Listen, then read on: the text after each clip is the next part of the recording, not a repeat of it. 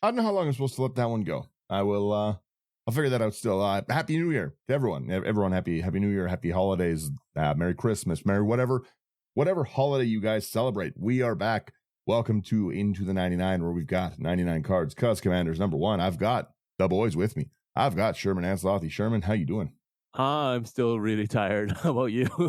I'm mostly good. I have busy last few weeks and stuff. I've been having a really bad allergic reaction for like 3 or 4 weeks straight. So I've had like big like hive marks. I look like I have like leprosy. It's I just got like big bumps all over. So I've been taking antihistamine like crazy naps, seeing the Hat Man, those kind of things.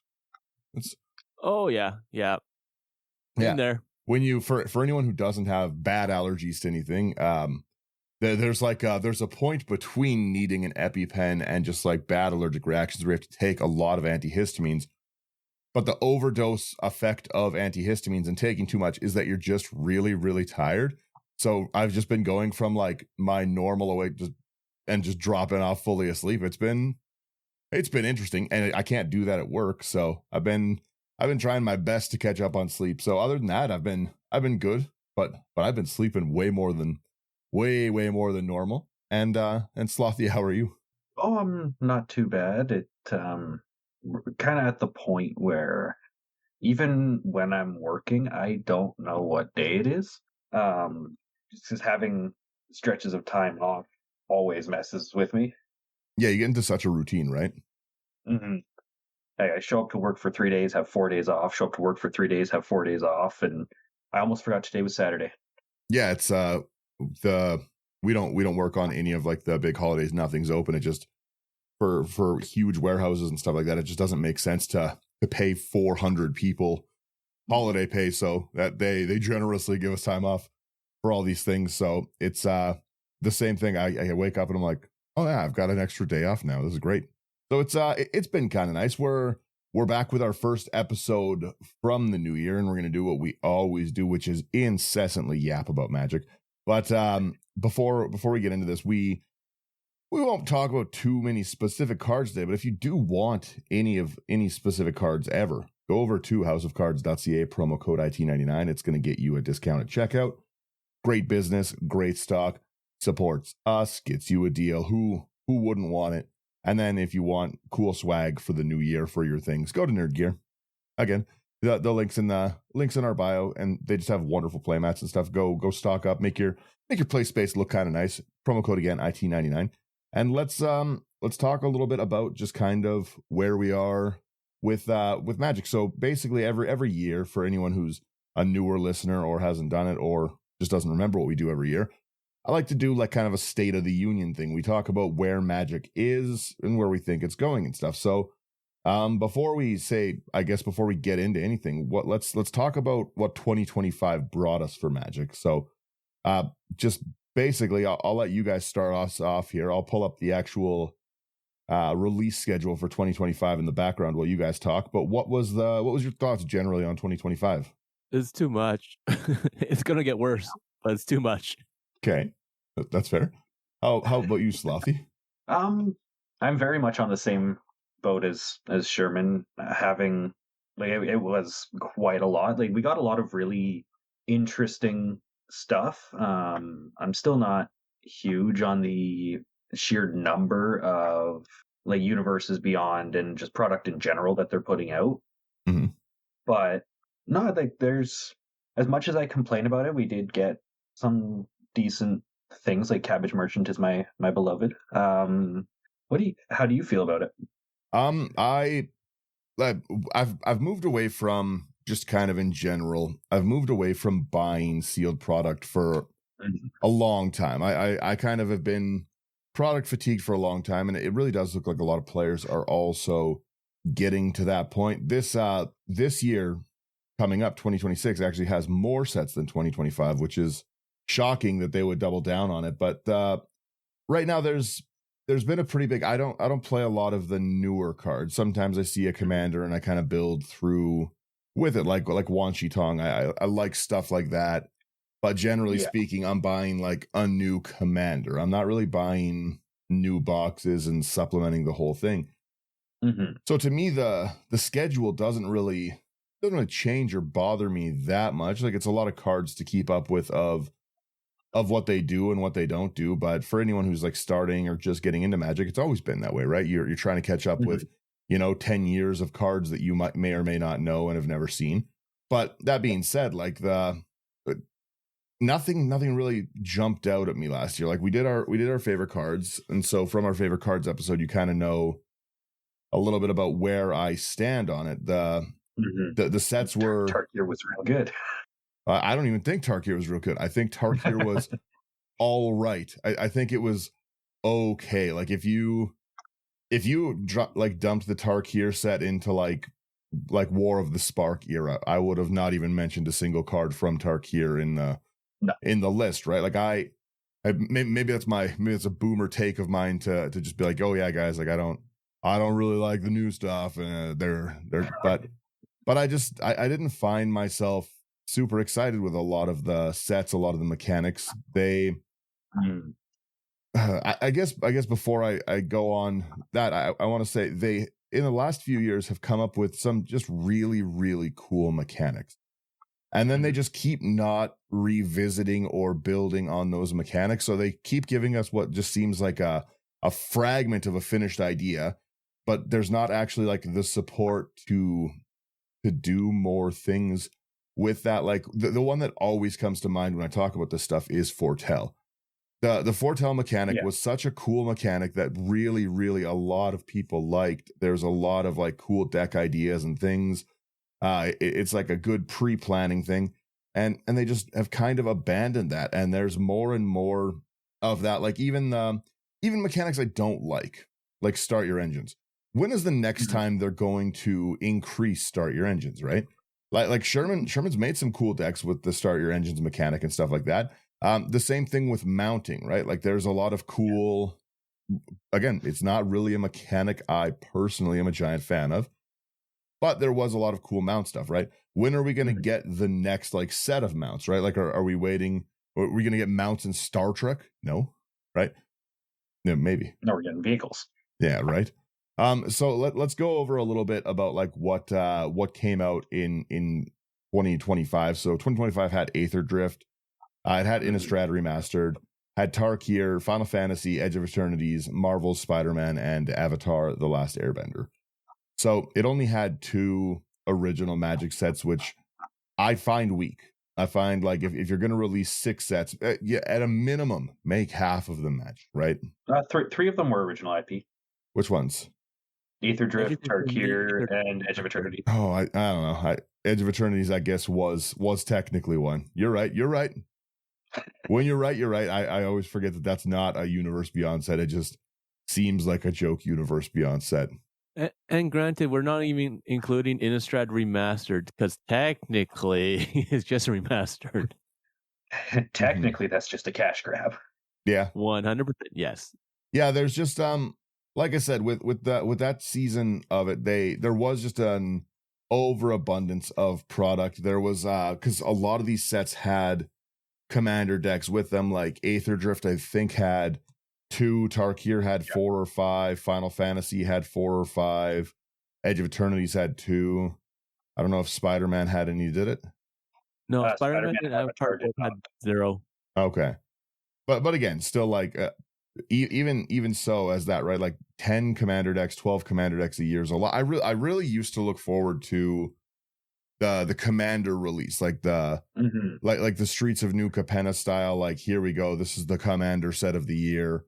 And now everything's kind of shoved towards commander players to just try and endlessly grab money from them. So I used to really, really look forward to like, okay, well, here's the commander decks. I'm going to take them all apart. I'm going to do that. And there's not time to flush any of these sets out before everything just kind of jumps around. Like there's when we had more of a block kind of system, I could be like, okay, well, I'm really big into building fairies right now, and I know that we're going to get some more fairy support. So here's direct upgrades to what I'm building, and here's like, oh, I've already been collecting these cards because I just opened 2 boxes of this, so I've got all the stuff for the new card for it, and now it's just kind of back and forth, and and this and that. So I really haven't enjoyed the jumping around of like sets and themes and stuff like that. Like even from a not buying standpoint, just from a playing standpoint, it doesn't seem cohesive or fun if you're trying to build a collection and like suddenly like one set is just like, this is Dragonstorm, and you're like, wow, that's crazy. I'm gonna build dragon, and then they're like, next Final Fantasy, not a dragon support card in the set, and you're like, well, I just went hard into dragons. They're like, too bad, it's Edge of Eternity's time. Well, that kind of goes back to what we were saying about not having enough time to fully explore mechanics. When, like, and I'm not saying that the solution is going back to block sets, although that would be lovely. When you're jumping from place to place every month with something new, you're not going to have enough time to flesh out your ideas, and things are going to, more often than not, at least I've found, feel half baked. And there's going to be like 2 or 3 cool or fun cards with a mechanic, but that's really it, and then you're never getting it again, or not getting it for a number of years. Mm-hmm.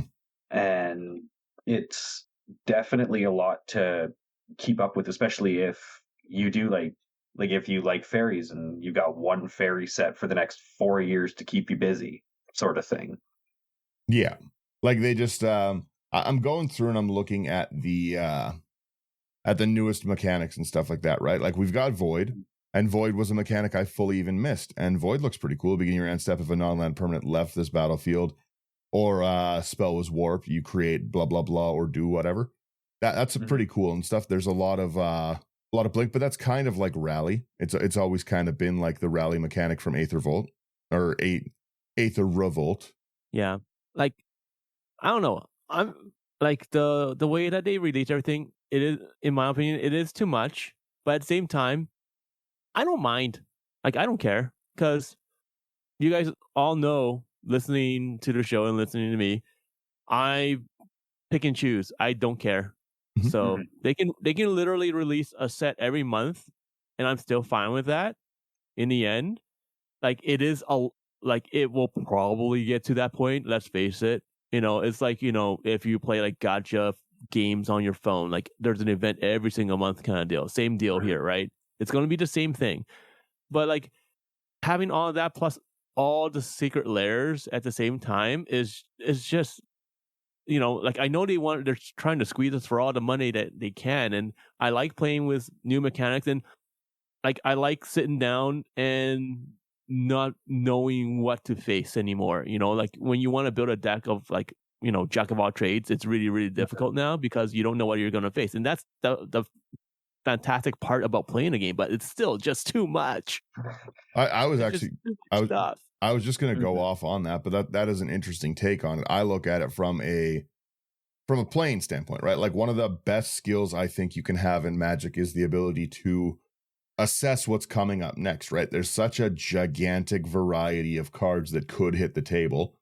A lot of people build pretty cookie cutter across the board, like kind of EDH recommended kind of things, right? There's a lot of people go along a very easy recommended line and don't really branch out from that, right?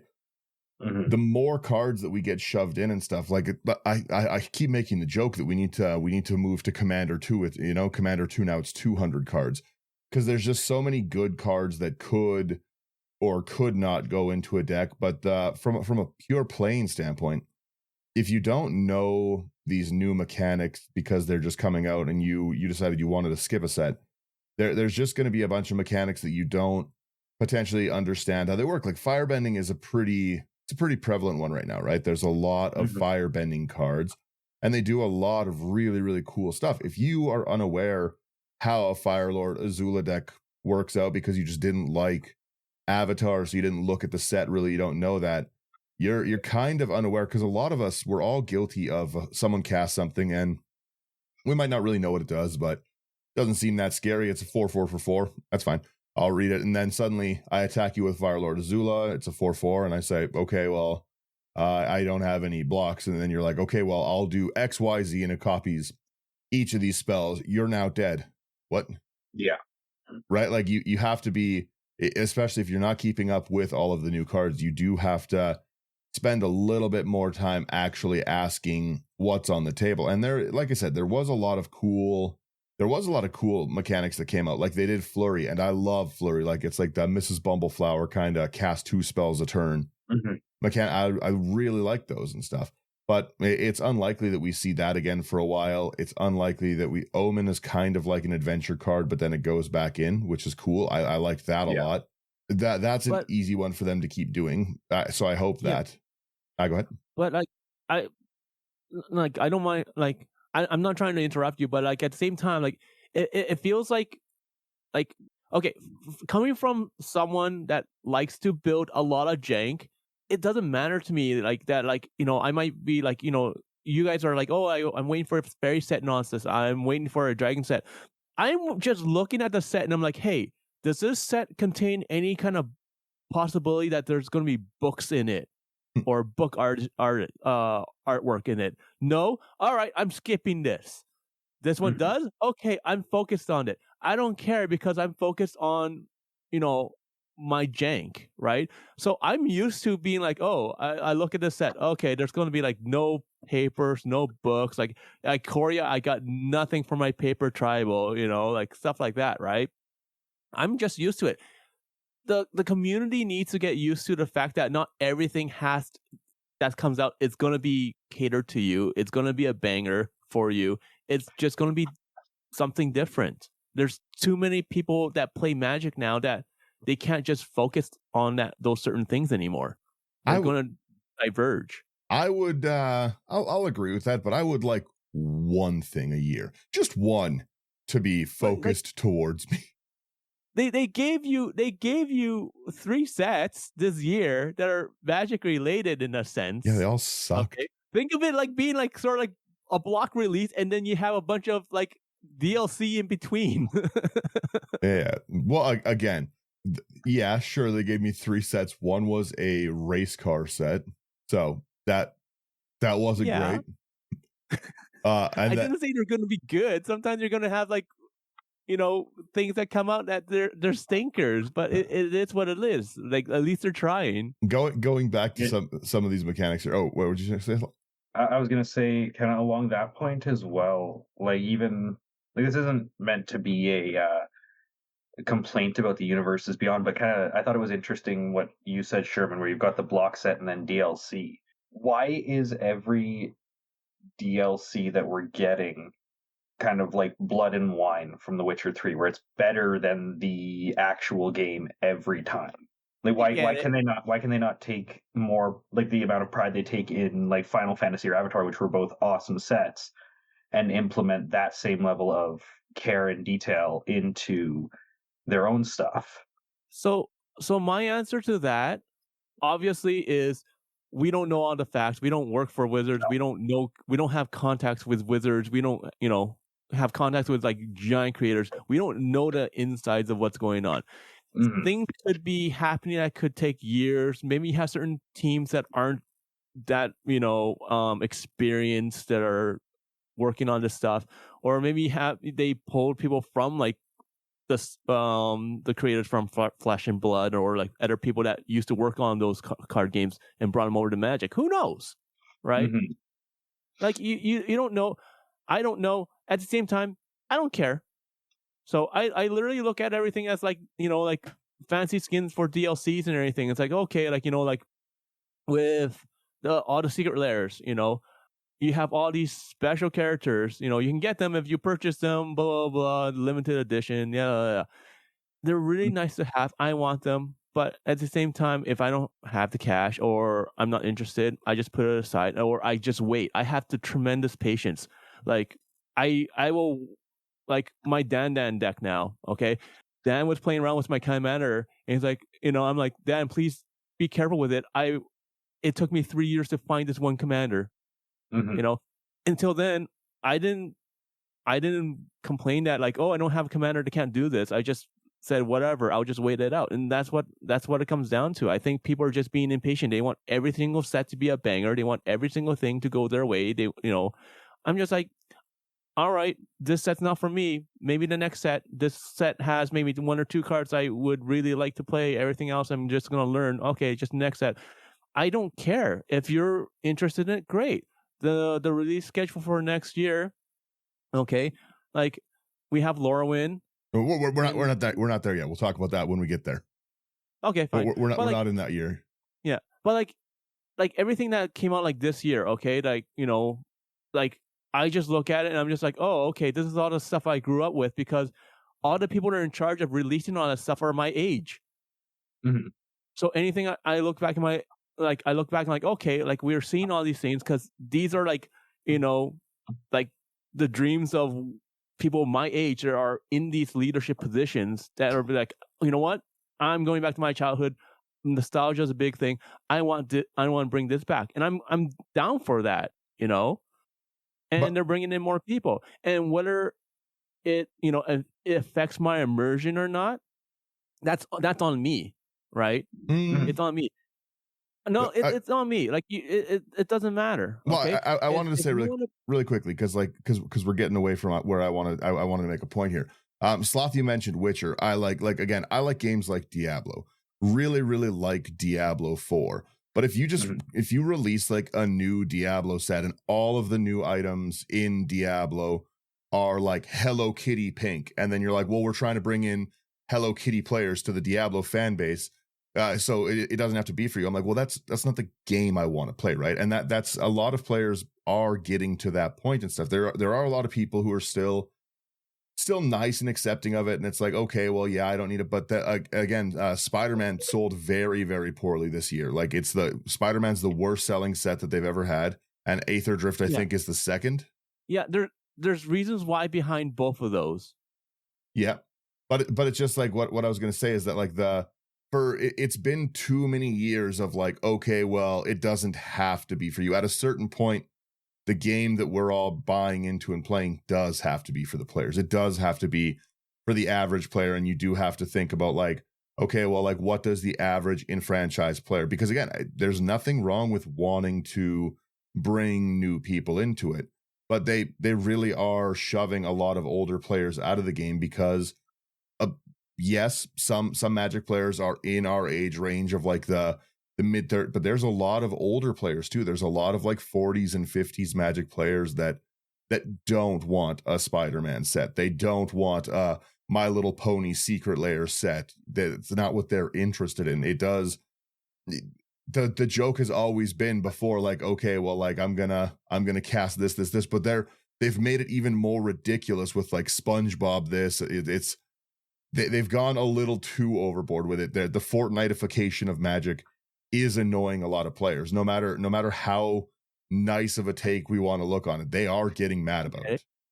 I get it. I get people are mad about it, but at the same time, like, why?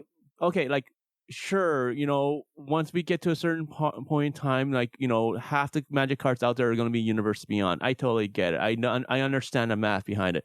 At the same time, once again, you guys all hear me preach the same thing. I don't care. I just want to play the game.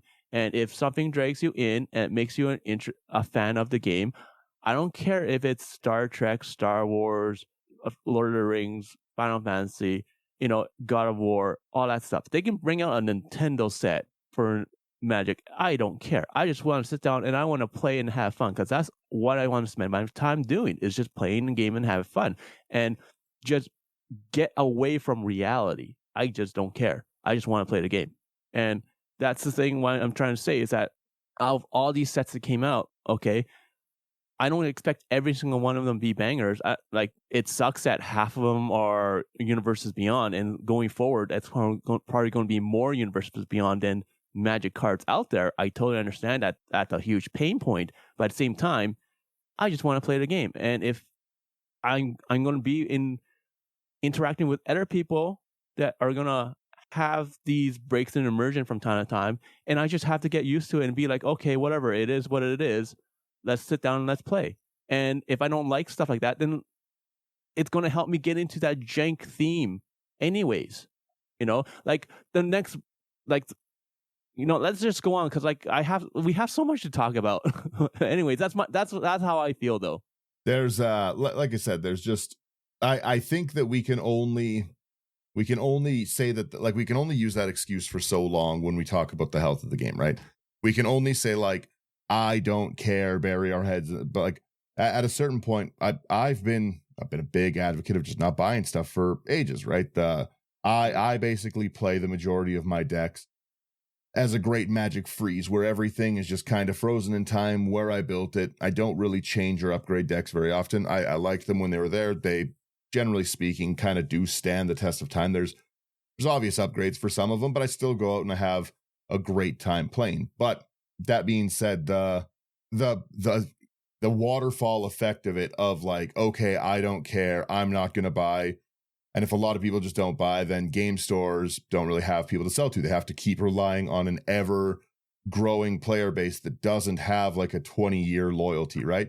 A lot of people that bought Final Fantasy, I know lots of people that bought decks to play Magic, and they play Final Fantasy. Is very fun to play with them, but they're not going to buy new decks. They're not. And Warhammer was the same. There's some Warhammer players that bought it, and they'll come and play a game with their Warhammer deck, but they don't really upgrade, right? So yes, be short-sighted. We can ignore it for a few years and say, I don't care, it doesn't affect me.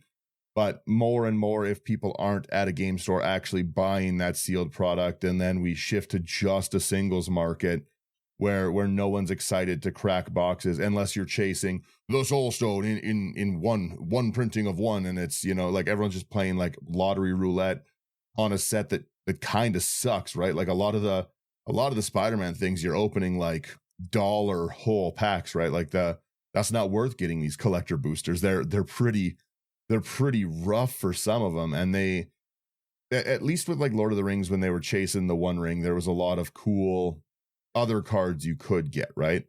But now it just is like, here is a special version, serialize this, serialize that, and a lot of people just aren't buying cards. And if they're not buying cards, they're not as excited, they're not as engaged and stuff like that. Like I see a lot of people becoming disengaged. I don't see a ton of people building new stuff, buying new stuff. And again, like I've got a pretty good like insight like into what game stores are doing and stuff. I'm pretty close with a few like game store owners and different owners across Canada kind of thing. So I've got a pretty good grip on how people are doing things and what they're doing. And the other point of it is that there's just kind of not money to keep up with stuff. Like I did still want to go over some of the other mechanics and stuff before we move on with stuff, but 6 sets a year is kind of hard to invest your money into, right? That's half the year. Basically every 2 months you have to get a new thing. And even if you get a box, right? Like even if a box is what, like $200,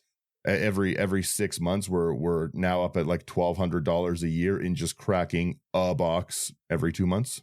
Yeah, something like that. So it's a rough cost to eat for the average player, right? But like even if you're a fan, you don't have to buy everything. Mm-hmm.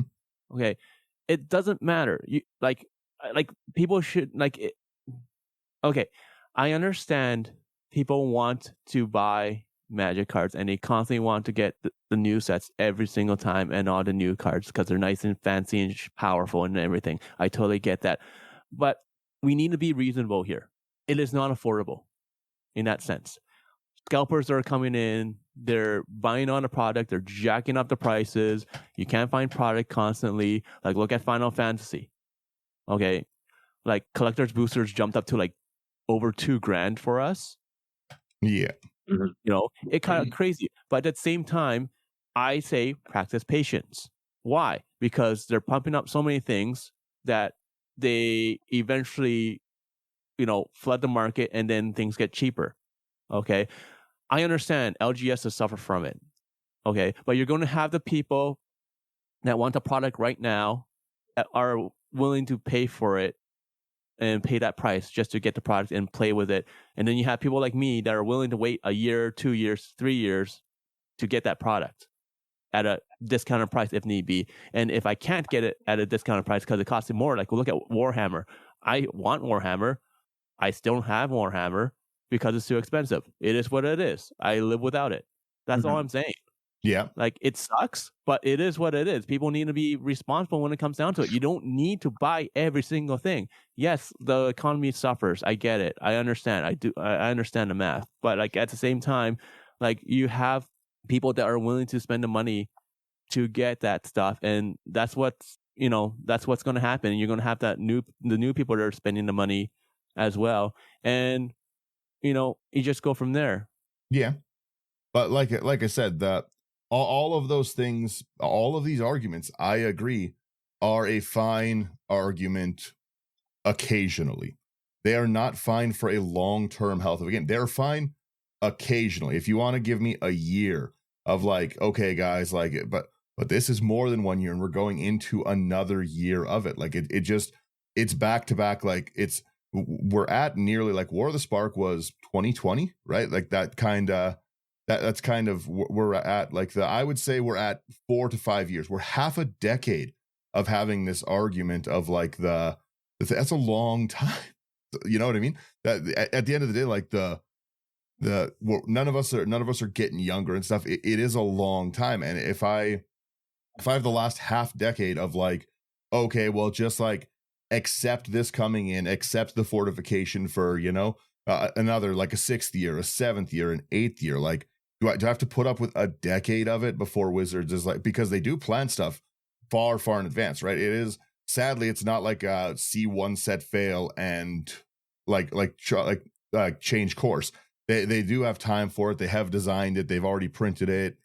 They've marketed, blah, blah, blah, right? But how many years of it do we have to have? Because people are not happy. Like the Spider-Man set should be a wake-up call. Avatar sold okay in comparison. None of them have been up to, like, Final Fantasy was an outlier for sure. And people, I think across all sides of the I don't like this, I do like this, I think everyone underestimated how popular Final Fantasy would be. Like Final Fantasy was good. People liked it.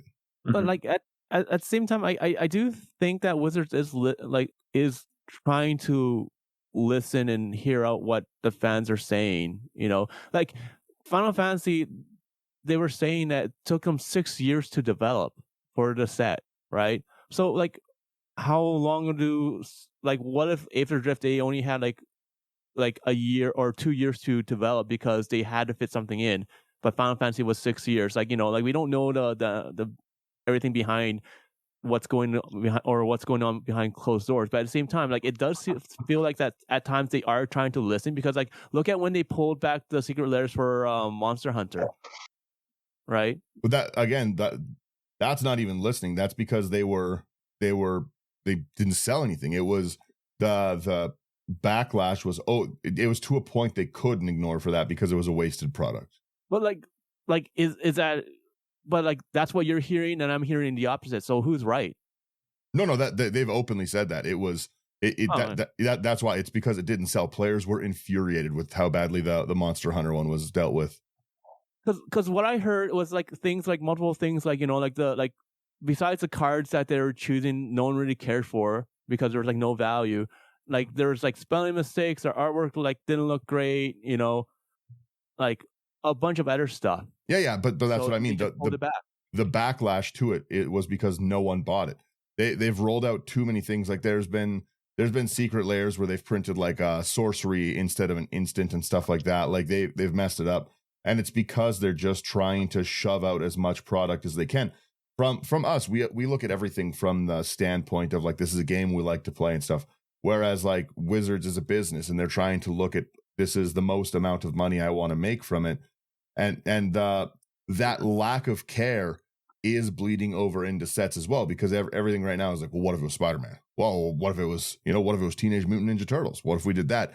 And they're not really flushing the sets out. They're just kind of jamming them in. It doesn't matter if they make sense in the universe or if players like them, because a lot of us just passively have this idea that like, it's fine.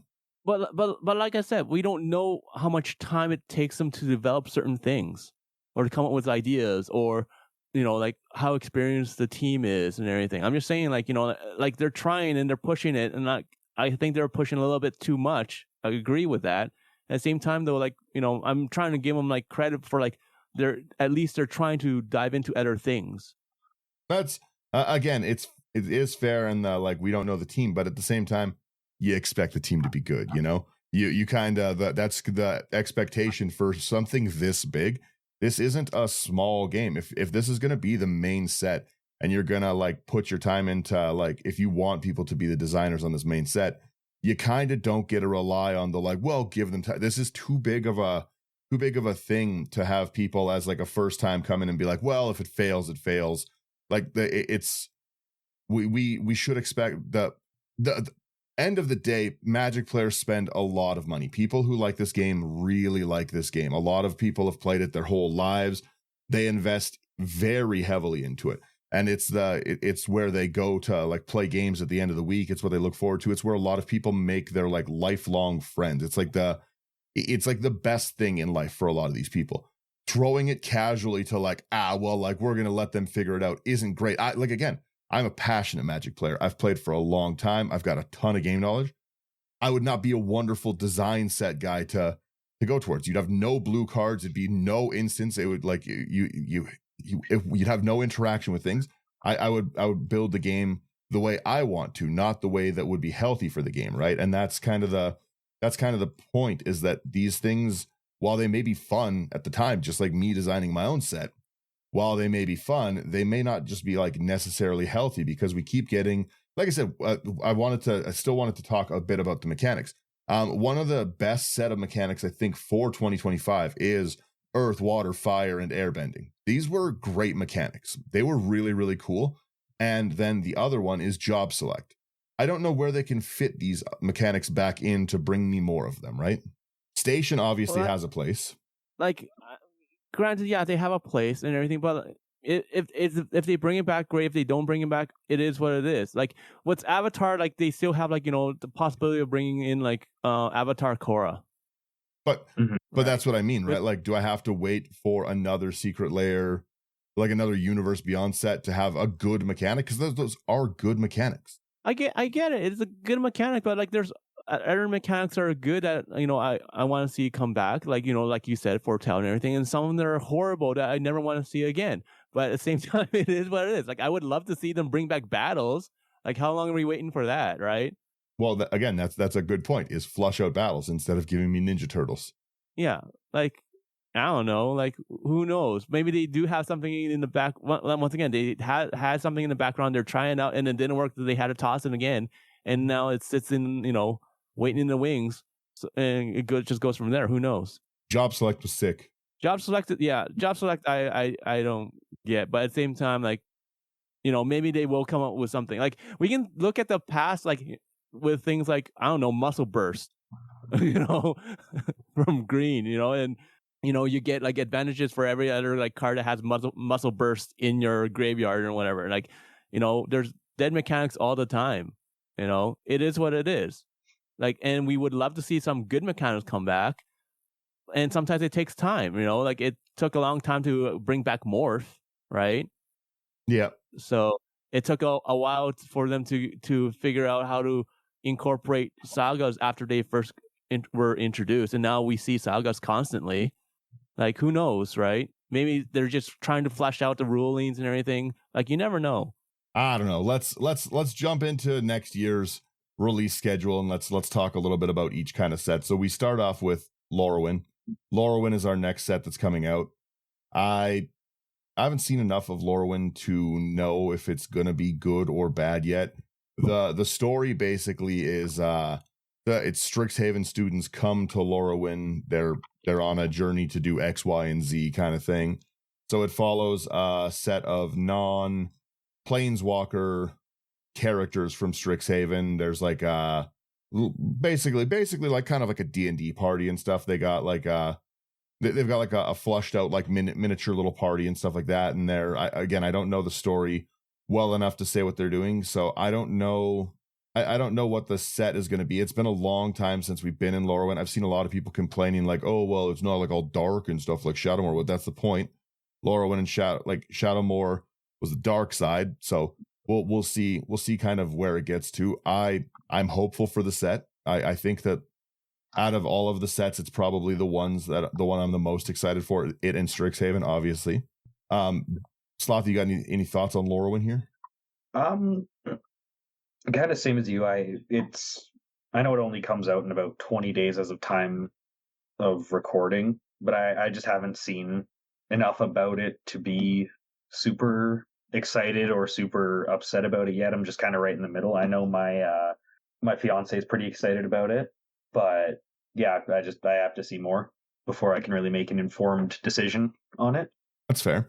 I will say that I've heard a lot of really positive stuff about the commanders that have been spoiled for it.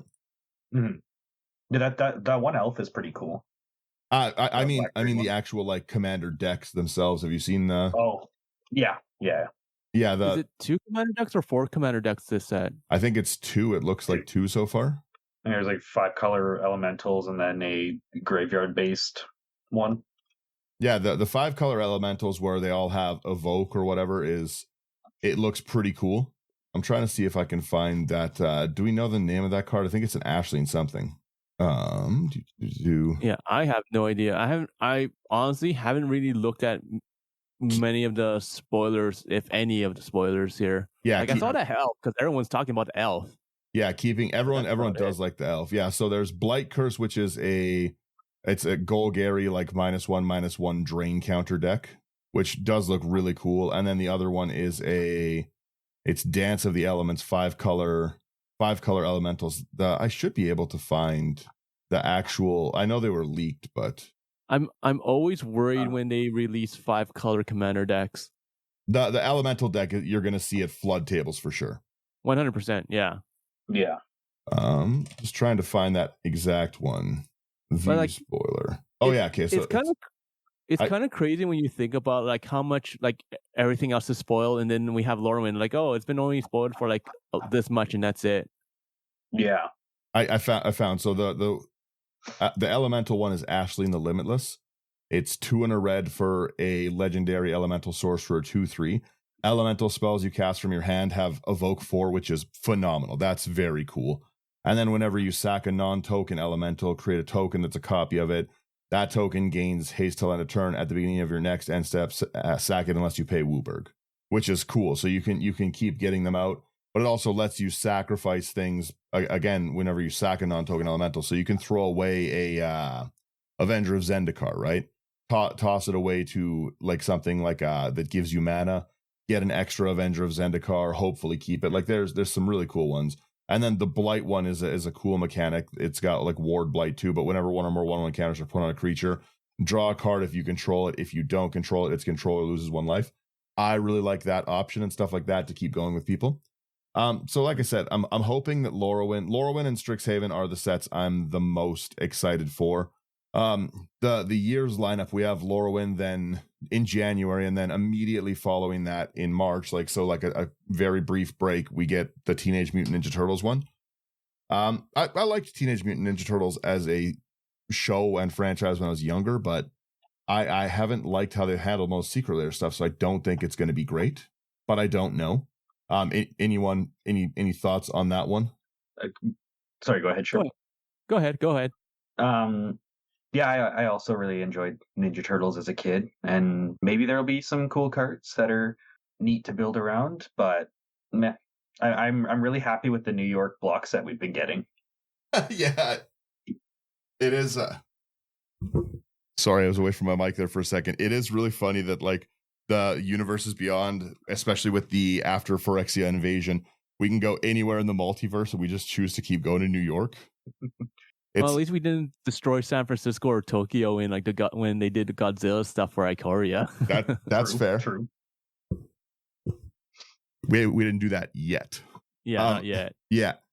From there we have our Secret of Strixhaven.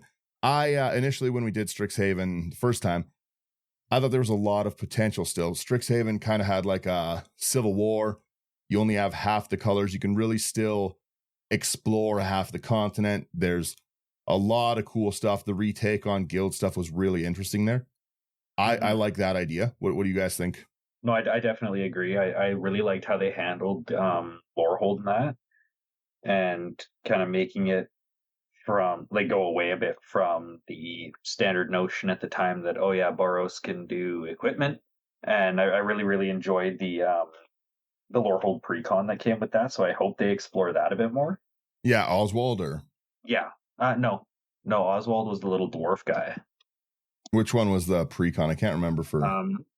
I will pull it up real quick. Osgear, yes, there. Yes. Yeah, that was a really, really cool one with the ability to throw things.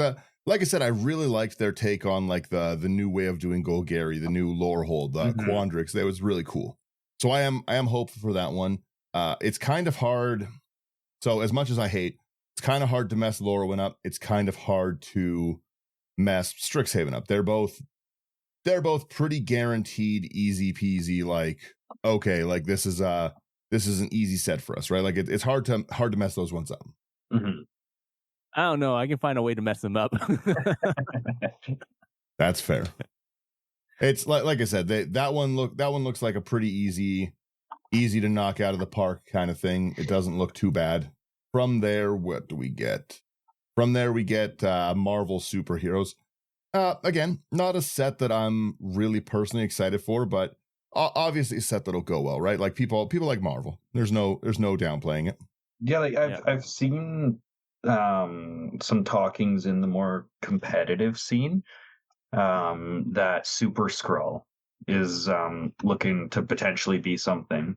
So we'll see. I mean, is that a card that was already spoiled kind of thing? Yeah, it's 1 triple black for a 4/5 Skrull shapeshifter villain with flying. Yes. 2/8 create an 0/4 colorless wall with flying. 3 and a green gets +4/+4 until end of turn. 4 and a red deals 4 damage to target creature, and 5 and a blue target player draws 4 cards. Yeah, New Kenrith. Yeah, New Kenrith. Yeah, New Kenrith actually does look pretty cool. I finally found a page here. I'll pop it up on the video. It has like some of the flip cards from Lorwyn, like the Elemental Gods, the Merfolk Wizard. I do like these cool flip things, like the new Ashling, the Eridu Carrier of Dawn. Like there's some cool stuff. It looks like they're doing a set of Shocklands in it. That's cool. That again, that brings up some nice value, right? That better not be. I'm looking at this. 1 second. I'm going to link you guys this. I was talking about the Ninja Turtle set, saying it would be all right. I'm showing you this better not be artwork for Ninja Turtles, or I'll lose my mind. You scroll down, it's not looking good. Let's see here. So we're looking for the artwork for the Ninja Turtles, you're saying? Yeah, just if you're scrolling down, you can see some of the full art things. Like I said, when we look at these sets, we get to look at the bigger versions of things. That big Splinter better not. I don't mind it. I think it looks horrible. I don't mind that. He's some monsters around him while eating a pizza and drinking tea. No, I think that's. I'm not a fan of that one. I know the box artwork doesn't look horrible. So new 2 to 4 player co-op game mode, Turtle team up. All right. Yeah. Anyways, back to Marvel. Back to Marvel. Yeah. Again, Marvel kind of is a hard one for them to mess up. People just generally buy Marvel stuff in general. There's pretty much, no matter who you are, there's going to be a superhero you like in Marvel or something you enjoy, I think.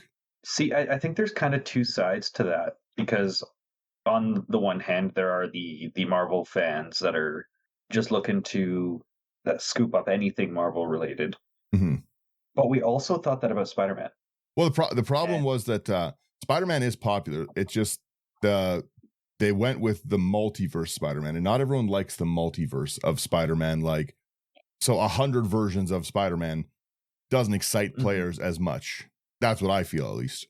Like, and they did have to change it after, like, because originally it was supposed to be a set almost like Assassin's Creed and March of the Machines Aftermath, where it's supposed to be a smaller set, right? So they had to add to it and make it a main set instead. Mm-hmm.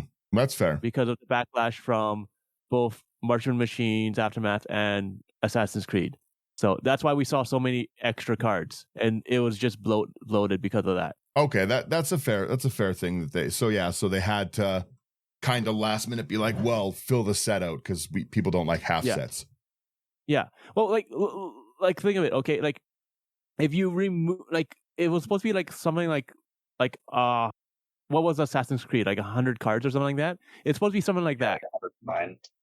Yeah. It was supposed to be a nice small set, but it's like, oh wait, we got a lot of backlash, so we have to make this a main set, and then you had to come up with a bunch of stuff and throw them all together and be like, here you go, and most of it didn't really work well because they threw it together almost last minute in a sense. Mm-hmm. That's why a lot of the themes in it aren't really working well together, and there's a lot of +1/+1 counter synergy because of that. No, okay, that's fair. I didn't know that. I liked Aftermath. I didn't think like Aftermath just had bad cards, but I like the concept of Aftermath. I think another problem with it, like particularly the Assassin's Creed one as well, is people, at least from my recollection, people were really annoyed to be paying the same price for packs for half the cards. Mm-hmm. Like if I feel like if the packs were still 15 cards, like sure it wouldn't have been super well received, but people wouldn't have been as vocal about how bad this set is when they were paying the $8 or $9 Canadian Mm-hmm. for 7 cards, 6 of which are going to be nothing special, and then 1 might be something special, but still probably not. Yeah, That's fair. That's a real big kicker, right? It's just like the fact that like Assassin's Creed like already didn't really sell well. Like the fans bought it, yeah, but like it didn't sell well because you're paying so much for so little. It was expensive, yeah. It had really cool stuff though. Yeah, it had a lot of great cards, and that's the thing. Like if you take Spider-Man and you take out all the like if you take out 200 cards, it's a killer set. Yeah. Okay, 100%. It's a killer set when you take out like 200 of the bloated cards out of it. Mm-hmm. Yeah. So again, like Marvel has a chance to be a huge set because they have such a big IP, right? Yeah.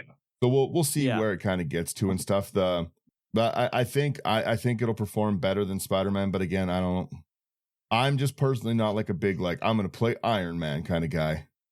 But again, the Secret Lair ones, like I've played against some Storm, I've played against the Iron Man one. They're not horrible. They're fun. Yeah, if the cards are fun, the cards are fun. I like that. Yeah. And kind of a big takeaway that I have is kind of going along the lines of what Sherman said earlier. Like, yeah, the Universes Beyonds might not be for me, and I might complain about them, but they are for somebody else. And like, yeah, it's nice to get one. Actually, like the next set we're going to be talking about, to have one kind of thrown my way every once in a while, but that's just kind of how she goes.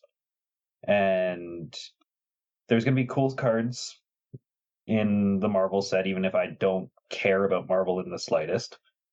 But there are other people who are diehard fans going opening day to see every single movie, staying up to date on every single Marvel show, which it's impressive. Mm-hmm. I think like that's a lot. If we get like end game level of excitement, like people like especially up to like an Avengers Endgame kind of thing, people loved all that stuff, right? So so maybe it'll build hype back and everything, and maybe we'll see like lots of us grew up with like with Marvel and DC and stuff. I don't know how DC would actually like fit in like I say a lot of the like I don't know how that would fit in, but I don't know how well DC would fit in. But then I also think like a lot of like Joker cards would be fun. I would enjoy those. Well, if you think about it, you've got a Batman set. You don't really have to make it that far off from Murders at Karlov Manor. Oh, well, and true, and a lot of change the themes a bit, and a lot of equipments. You've got vehicles set up. It's Batman kind of makes sense actually. See, and that's the thing. Now you're going into like what I was saying, like you just grow up and you get this nostalgia factor. Like, hey, what would be cool? This like. But like that's the thing. Like, do I want to see like a SpongeBob Secret Lair? Not really. But there's fans out there for it. Do I hope that they never come out with things like Sailor Moon? Boo. Okay. Boo. I would like to get into the anime stuff. But they kind of do and they kind of don't, right? But like it's hard to pick and choose. It comes down to like how much of a fan you are when you come up with these ideas. Welcome the newest set, Magic the Gathering Pokemon. You never know. They own the IP. They should be able to do that crossover pretty easy. You can do a whole lot of elementals that way. No, Nintendo has so many. When their litigation's insane. They would get sued. Fast. Charizard's still not a dragon for some reason. Come on. I said, there's a lot of those sets. If they went over into the anime, but anime is not as prevalent as the Marvel stuff. We've got a few more sets. Holy, we've got 3 more sets still. The Hobbit. I think they're kind of reaching with that one. I think it'll be good, but like it's they've kind of milked the Lord of the Rings a bit. The Hobbit is one that I think is going to be really good, and that's coming A as a fan. B, that's probably one of the only places they can reprint the One Ring and make it not $100 card. Super good point. And C, like there's a ton of story there that if they do it like they did the Lord of the Rings set, I think it'll be just fine. That's fair. I have to agree. I think it'll be fine. Lord of the Rings However, exceeded expectation. Their best be a partner mechanic where I can have the entire company in the command zone. No, that's too much. There's so many. There's so many. I just want to see Smog as a legendary creature. I just wanted to see that and go Smog from there. is not a saga. Yeah, as not a saga, as an actual creature with its horde. Yeah. Well, this is the place for them to do it. Yeah. And then that's the thing. I don't want them to like reskin it as like the Faker's King, like Corvold. I don't want them to reskin it. I want an actual, Smog card. So Yep. I like 100%. that. Like I said, that one hopeful for, especially when you see how much care they put into the design of the Lord of the Rings, right? They did do a good job.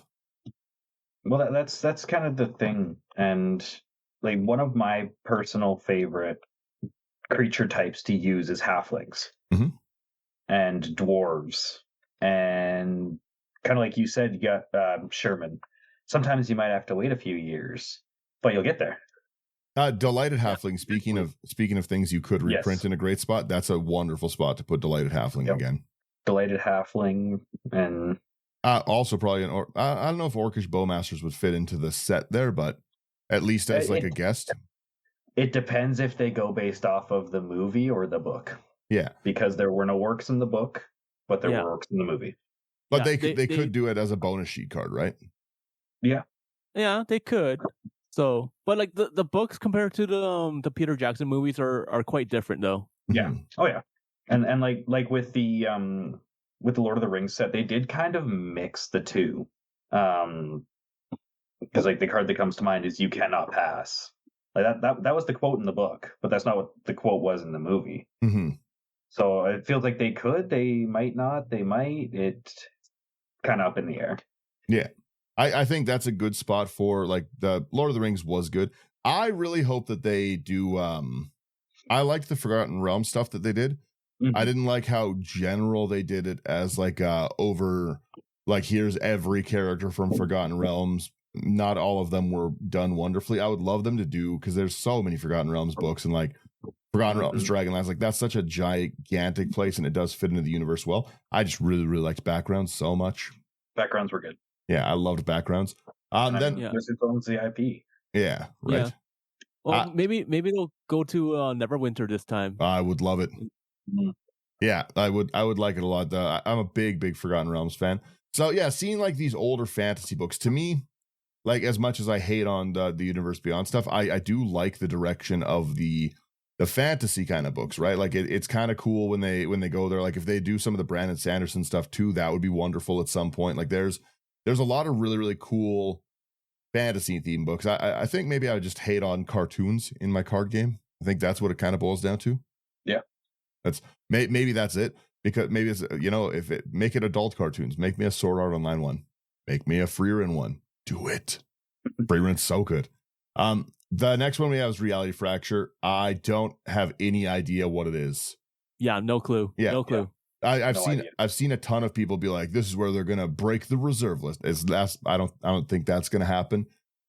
I do think maybe they'll go Shards of Alara style on it because it's a wonderful, with Reality Fracture, it's a good way to do that and to color shift a lot of mechanic ideas that need to go over there. They've been really trying to give white some draw, maybe you know what I mean, maybe give black some more of the enchantment removal, kind of move these things over that need to flush out the card styles a little better. But again, that's just like conjecture. I have no idea or details on the set, just Reality Fracture, and the artwork doesn't give us anything about it. Yeah, I know it's kind of a culmination of the story that's been happening for the last little bit, but maybe New Kellen alert. New Kellen alert. Or it's in October. Maybe they were going to go back to like a horror theme kind of deal, sort of like with Duskmorn. Like a sci-fi horror set would be cool. Yeah, because they already dived into that. And it's in October, so Yeah. you never know. The horror sets are cool. I do like them conceptually. Like I like them. Duskborn again seemed a little out of place, but Duskborn had really cool cards, like the impending doom kind of stuff. Those were like cool mechanics as well. Mm-hmm. And I liked the like. And we got the rooms. Yeah, the survivors, the rooms, like that was cool. I did like they had some cool stuff. And then Star Trek, I'm not a giant fan of Star Trek in general, but Star Trek, Star Wars, both sides of wherever you land on that have numerous fans. A lot of people really like it. So there should be it's a great place for them to do more of the station, more of the vehicles, the legendary artifacts. Actually flush out that like change more with the like can be your commander as vehicle things. Yeah. I'm gonna be excited for. I'm excited for Star Trek. I'm a big Star Trek fan, so having stations and everything, that would be real interesting. I just want to see if they do anything from Lower Decks, because that's like my favorite show right now. So what is that? Lower Decks. It's animated, so you'll hate it off the bat. It depends how it's animated. Like I said, I watch a lot of anime. I don't watch a lot of child cartoons. It's animated. Okay. Basically, it's like a show that's dedicated to the love of Star Trek. You're following around basically these 4 like ensigns, and like they're just lower deck. They're like nothings. They're like the lowest rank kind of deal, right? So and they just get into shenanigans and that's it. And then so like. It's a long story. I will have to tell you. I don't want to flood up more time on this. I like shenanigans. Yeah, that's fair. Yeah, no, I maybe I'll check some of that out. Like I said, looking at the set, that is 7 sets in a year it's heavy. It's fairly optimistic. I don't think we get the time to flush it out. But that being said, when I look at the 7 sets, it's unlikely I buy Ninja Turtle stuff at all, and it's unlikely I buy Star Trek. I'm not, like I said, I'm not personally a Star Trek fan. So to me, that brings it down to 5 sets. The Strixhaven stuff, we'll see. And again, Marvel's probably not for me too. So I probably am looking at like Strixhaven, a Lorwyn, and a Hobbit kind of year, which isn't horrible. Depends what Reality Fracture is like. So there is some time for me that way on that schedule, if you look at it that way. But the 7 sets does feel like a lot. There's a lot of cards that they are going to pump out this year, which worries me a bit. Like I'm hoping that they put it, but the year set looks pretty cool so far. Like it looks like there is kind of stuff for everyone. Yeah, and that's not including whatever surprise secret layers they bring out for us. No, I'm sure there'll be a bunch of those. Yep. Hopefully they spell things correctly. Yeah, I gotta I need to catch back up on the Magic story of kind of what has been going on. It's been kind of sporadic because it's not following a main set cast. Like it's not like a Gatewatch kind of thing anymore. So I just like I said, I'm hopeful that they are responding actually to the fatigue of so much sets. Like we'll see. I'm hoping this is the last year of like insane amounts of sets. I'd rather less releases, but like more thought put into them. Oh, 100%. Yeah. Now I guess we jump into like closing thoughts on it. As much as I hate, again, I don't think Magic's in a bad place. I think that events are fun. People like events were very busy when we were out at them this year. People are buying stuff, right? And there's a lot of new players that are coming into the game. I'm hoping that they stay around and they're enticed enough by what they see to not just buy the IP they like.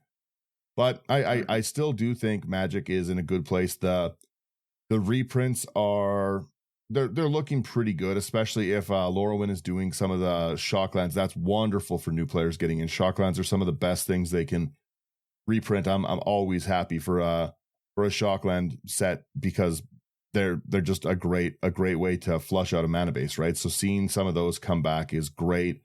Like I think the last place we saw them was in Unset. Is that right? Unless you count Ravnica Remastered, I believe you're correct. Okay.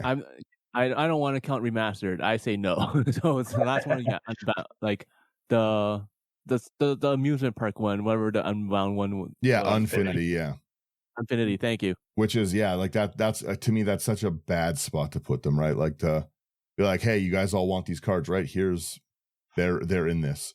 So again, like I said, I think there's cool stuff. I think that from what I'm seeing commander deck wise, there should be a lot of cool. If you're just starting Magic this year, or you're thinking about just starting Magic, it's not a bad time to start, right? Like these are great planes that are full of legendary creatures. There's still a lot of the cool Elder Dragons on Strixhaven, so we're gonna get wonderful legends there. As everyone knows, like Lord of the Rings, the Hobbit is full of cool legendary like creatures. You're gonna get wonderful stuff in that. Like there's gonna, and again, every superhero you can think of with Marvel, right? Like you're gonna have a lot of cool commander options this year for sure. Do we want to take a just a beginning of the year wild estimation on how many legendary creatures we get this year? I would like to do that and count it at the end of next year. I'm gonna Give me a lot. New legendary creatures for the year. Hey, 7 sets. I would say 7 sets. 4 of them Universes Beyond, focused heavily on legendary creatures.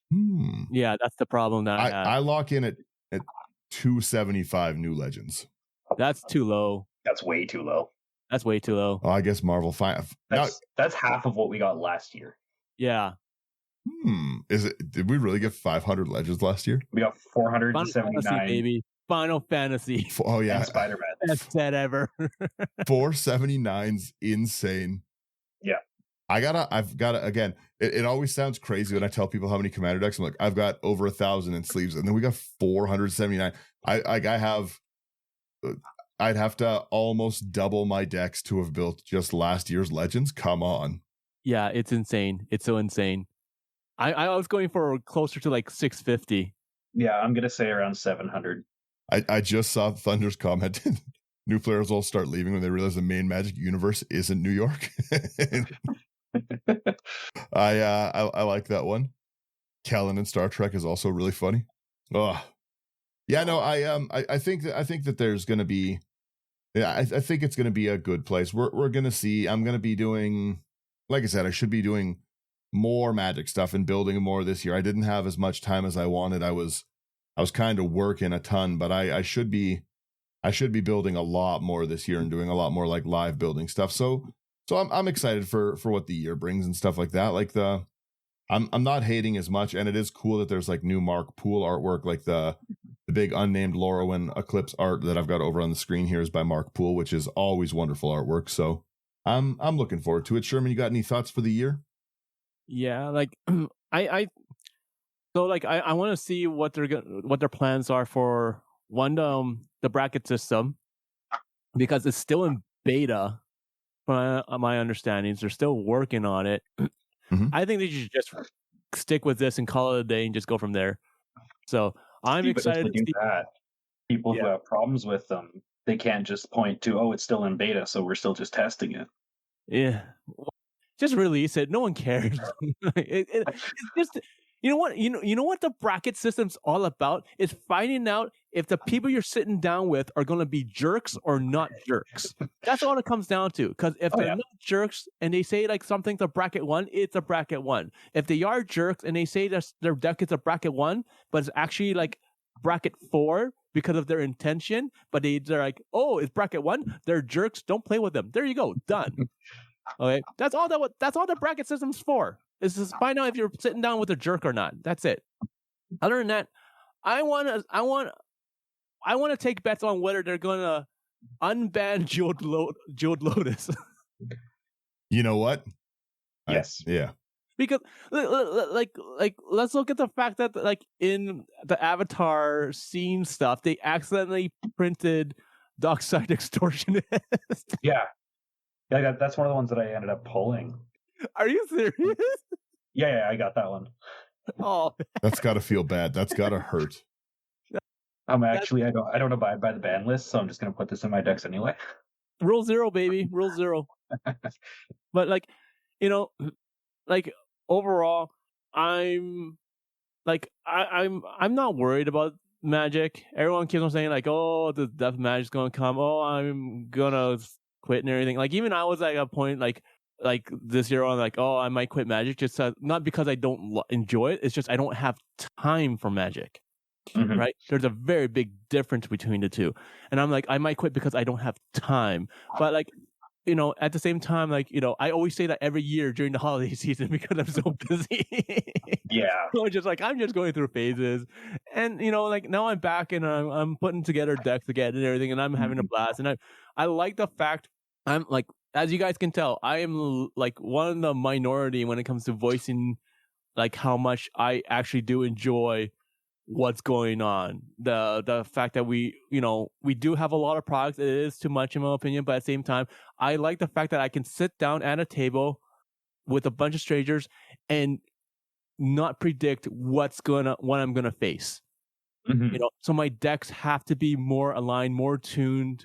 That you know, I have to know how to do things and what to do and deal with unexpected like things that come about, just like in real life, you know, because like you know you don't have your life planned out and be like I'm gonna have this, and then not have any issues along the way. No, same thing with the game, right? I don't know what I'm going to encounter, and the mystery behind what I get to see is half the fun, and that's why I think you know, regardless of all the hate that's out there, I'm looking forward to all the stuff that's coming out, and I literally don't care what they bring out. I just want to sit down and be amazed at what someone put together. Yeah. Yeah, fair enough. Yeah. I like I said, I hope it's going still. Magic still remains a fun game for me to play, and I think the same for a lot of people. It's still a way for me to get out and play with my buddies. So at the end of the day, it can't be that horrible, right? Yeah, exactly. Can't There's be that horrible. definitely worse things out there. Yeah.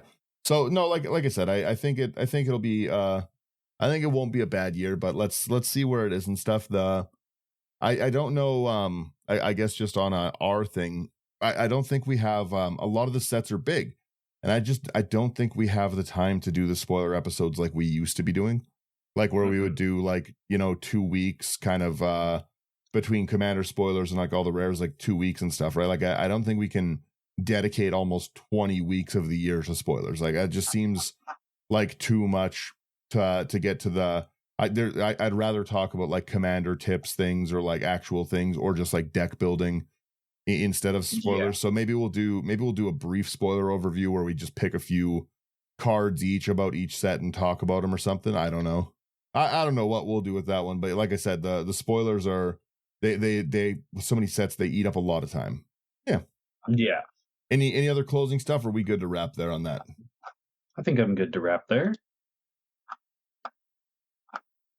Sure. Yeah. Perfect. All right. Well then let me hit our where's all my buttons here. I got it all figured out. Thank you guys for listening to our big disjointed rant. Negativity aside, if you want any of the cards, go over to housecards.ca, promo code IT99. You are going to get a wonderful discount on all these new singles when you don't buy the sealed stuff. So go buy all your fancy, expensive singles there. Again, promo code IT99. It's going to get you a discount at checkout, supports great business, gets you money off, gets us money. Everyone wins, right? So go over and do that. And then if you want, like I said, there's going to be a lot of new legends. If you want to put your nice fancy Smog, which isn't going to be a Saga, a Smoga, if you want that, put it in a nice Commander Essential kit. You'll have your nice dice, you'll have your nice little life counter spin down, nice little spot to display it, like a king, the king of your deck. You're going to get that stuff over at nerdgear.ca. So promo code IT99 at nerdgear is going to get you a wonderful discount. They've got cool playmats. They've got really, really cool just product for upping the look of your play space. And yeah, other than that, thank you guys so much for being with us throughout last year. Very excited to have you guys with us this year and can't wait to build more decks and see where things go. Oh, and like, share, subscribe. It really helps us out. And if you want to support us, come to Patreon and build these decks with us. I'm much friendlier on the Patreon chats and Discord. I promise I don't hate that much. Only on Kellen. Bye-bye, everyone. All right, laters. See ya.